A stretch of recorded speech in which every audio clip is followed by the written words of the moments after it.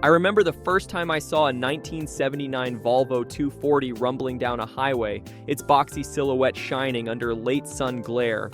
A car old enough to be called a classic, yet here it was, doors, engine and all, rolling smoothly, unhurried, unashamed. That moment hit me with a question I'd heard whispered in garages and over backyard barbecues for decades. Do they even make cars like this anymore? That thought, that maybe modern cars weren't built to last, stuck with me long enough to dig deeper. What I found shocked me. There really were cars built to last forever. Not hyperbole, not marketing fluff. Mechanical beasts are so tough that decades after their prime, some still drive daily. You see, some old cars weren't just designed, they were overbuilt. Engineers didn't expect them to just sell and fade away. They expected them to survive wars of rust, fuel crises, maintenance neglect, and a handful of those cars survived, outliving owners, trends, and even decades of wear. Take the Volvo 240, a car that earned the reputation of being a tank on wheels. Built between 1974 and 1993, it came with a simple, no-nonsense inline-4 red block engine that mechanics still praise for its longevity. The 240's chassis was sturdy, the suspension forgiving, and its mechanical simplicity meant that parts were cheap and repairs straightforward. Then there's the Mercedes-Benz W123, often dubbed the million-mile car. Produced from the mid-1970s to mid-1980s, these diesel-powered sedans and wagons were virtually bulletproof. Many examples are still driving today, racking up 300,000 miles, some well beyond that, thanks to a diesel engine. The OM617, among others, famous for endurance, steel-heavy construction, and a build quality that refused to cut corners. These aren't isolated legends, they represent a consistent pattern. When designers build a car with over-engineering and safety margins, minimal electronics, and mechanical simplicity, the result can outlast not only decades, but generations. That's the core difference between cars built to last and the flush after 5 years throwaway culture we see today. With modern vehicles, complexity has surged. Computers, sensors, emissions gear, complicated electronics, every new feature adds a potential failure point. But back then, mechanics were mechanics and parts were metal, and a wrench often solved what now needs specialized diagnostics.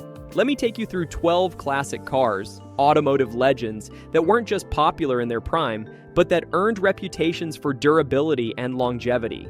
Cars that, with respect and maintenance, could still be on the road decades later. Some of them still are. Volvo 240, the quiet Swedish fortress. It wasn't flashy, it didn't burn rubber at stoplights, but on winding country roads, through snowstorms and rust-heavy winters, it held together. Its engineering prioritized reliability over glamour. One reason this car survives, the inline-4 red block engine, notoriously robust. Those engines were easy to work on, cheap to maintain, and resisted neglect far better than modern turbocharged engines. It's the kind of car where, if you change fluids regularly and keep rust in check, you don't wonder whether you'll get home. You just go home. Mercedes-Benz W123. I once walked into a taxi depot in Eastern Europe and expected to see modern sedans. Instead, I saw rusting metal, but still, the W123s chugging along. They were cheap to run, proud of their diesel efficiency, and built like tanks. Even now in many countries, they're the go-to for long-distance taxi service. A testament to a design that refused to die. Diesel, steel, simplicity, the holy trinity of longevity. Toyota Land Cruiser FJ40. Among off-road legends, this is a name that pops up when people say reliable. A body-on-frame SUV built in the 1960s through the early 80s, it was designed for rugged terrain, harsh climates, rough tracks, remote villages.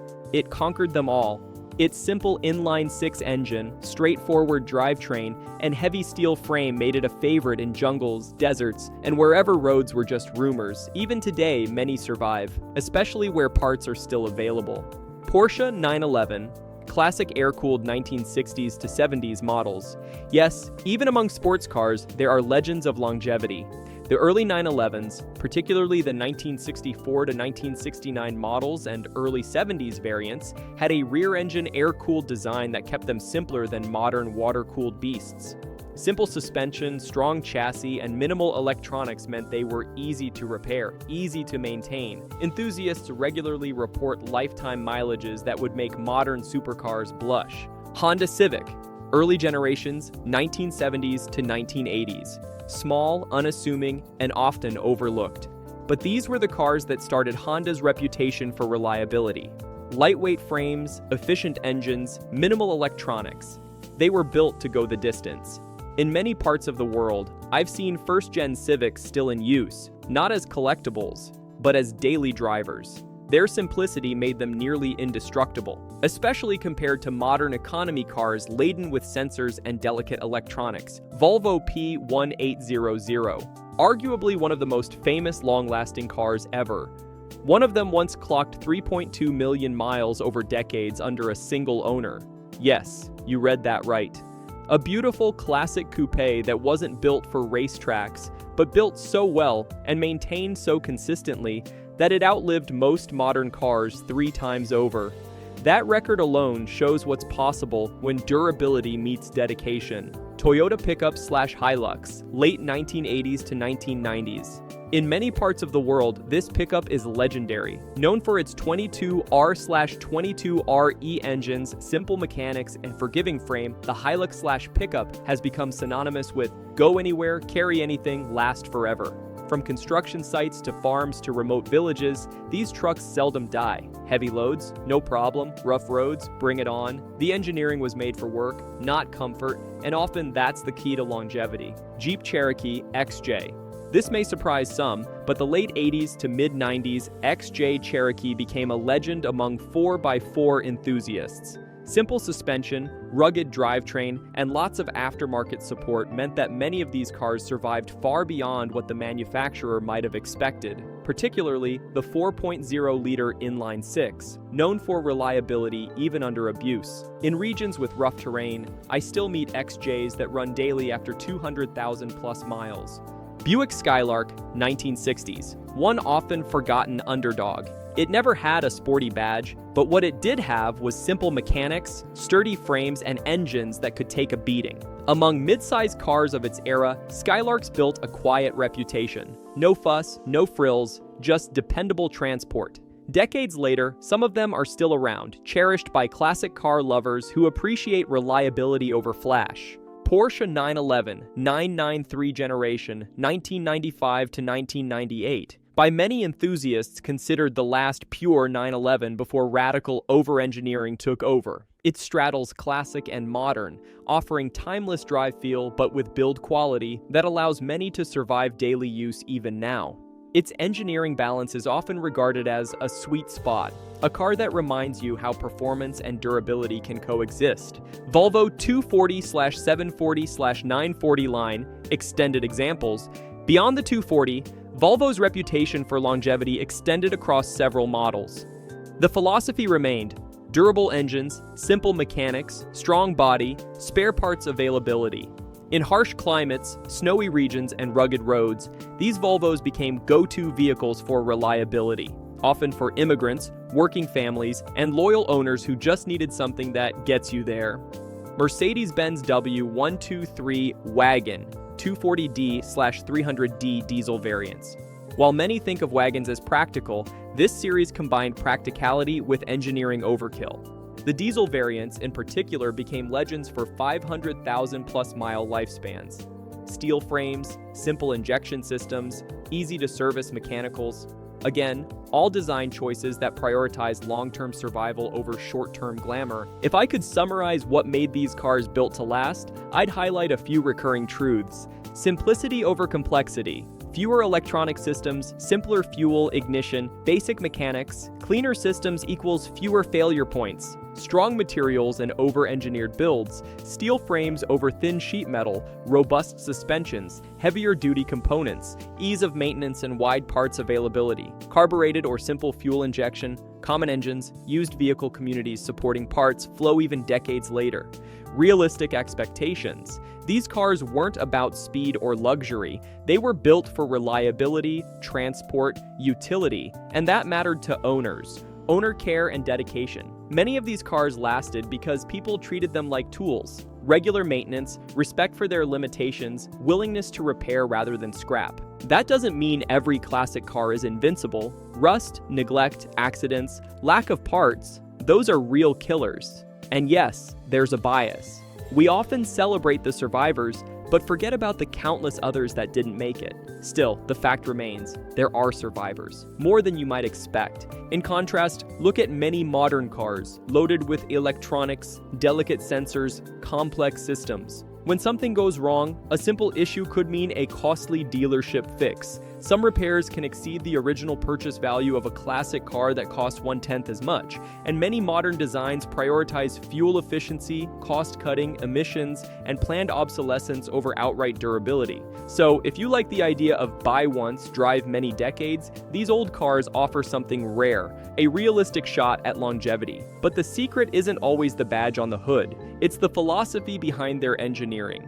Mortality is optional if you design carefully and maintain relentlessly. But before we wrap up the list, there's something important we need to talk about. Something that explains why these old cars lasted forever, and why so many modern vehicles simply don't feel the same. See, cars from the 70s, 80s, and early 90s were built under a completely different philosophy: function before flair, durability before design, and over-engineering before cost optimization. And if you've ever driven one of these classics, you know exactly what I mean. Today, when you open the hood of a modern car, you're greeted by plastic covers, sealed components, and electronics that practically scream, "Don't touch me unless you have a dealership technician." But older cars? They practically encouraged you to grab a wrench, pop open a manual, and fix things yourself. That accessibility played a massive role in why so many of them are still alive today. An engine you can repair is an engine that can live forever. It's that simple. And speaking of engines, let's talk about the legends, the ones that made these cars iconic, like the Toyota Inline-6 from the 90s, which mechanics still call one of the most unbreakable engines ever made, or the Mercedes OM 617 diesel, which laughs at 500,000 miles like it's just finishing its warm-up. These engines weren't just made of metal. They were made of an era when car companies actually bragged about reliability, not touchscreen size. That's why when you ask any old school mechanic which cars last forever, you'll always hear the same answer. Simple cars last, complicated cars die, and that's not nostalgia, that's engineering reality. Now, another thing that made these old cars immortal is something we often overlook: the way they aged. Modern cars age like smartphones. One major part fails, and suddenly the whole vehicle becomes a repair bill nightmare. But older cars, they aged like cast iron skillets. The more you used them, the better they felt. The gears smoothed out. The engine settled in. The suspension relaxed. These machines were designed with wear tolerance in mind. They expected to get old, and they were engineered to survive it. Let's also talk about an underrated detail: materials. Back then, steel was thicker, frames were heavier, bolts were bigger, and parts were rebuildable instead of replaceable. Today, everything is lighter, thinner, and sometimes engineered with the expectation that cars won't be kept for more than 8 to 10 years. But the classics? They were built with the unspoken assumption that your grandchildren might be driving them someday. And honestly, many of them still are. Take the Toyota Land Cruiser 80 series. People in Australia, Africa, and the Middle East literally trust that vehicle with their lives. Not because it's fancy, but because it simply refuses to die.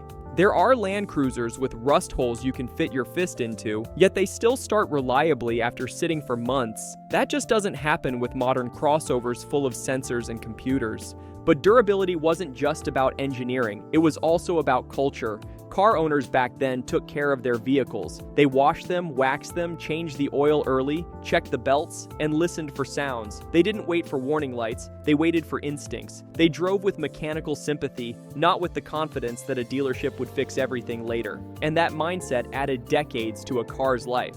That brings us to another truth. Old cars lasted longer because people treated them like long-term partners, not disposable tools. You didn't trade it in every 4 years, you passed it down, you repaired it, you knew its quirks, you knew exactly how it sounded at idle, how the clutch felt on a cold morning, and exactly when the carburetor needed a little helping tap to behave. That connection, that human attention, it's something modern cars just don't inspire anymore. And let's be honest, some cars from this era didn't just last forever, they became legends, like the Volvo 240. People make jokes about it being built like a tank, but those weren't jokes. That car actually saved lives and lasted decades doing it. or the Honda Civic and Accord of the 90s, which became the default first cars for teenagers because they were both indestructible and shockingly cheap to fix. Those cars taught an entire generation how to drive, and how to appreciate engineering that just worked. Now, I'm not saying you should abandon new cars entirely. Modern cars have safety, comfort, efficiency, and technology. What I'm saying is, understand what you're buying and why. If you need convenience, modern amenities, and low maintenance for a few years, new cars win. If you want a long-term, resilient companion capable of decades of service, some of these old legends still outperform many modern builds. And there's a deeper lesson here, not just about cars. It's about design philosophy, about longevity over short-term gain, about craft over convenience. In a world obsessed with the next shiny thing, there's value in something built to last, built to endure, built with purpose. So before you buy your next car, new or used, consider this. Do you want a vehicle that's disposable, or do you want a companion built to stick around? Because these 12 classics prove that with good engineering and care, a car can outlast trends, outlive owners, and maybe even outlast generations. If you enjoyed this video, give us a thumbs up and consider subscribing for more of such videos.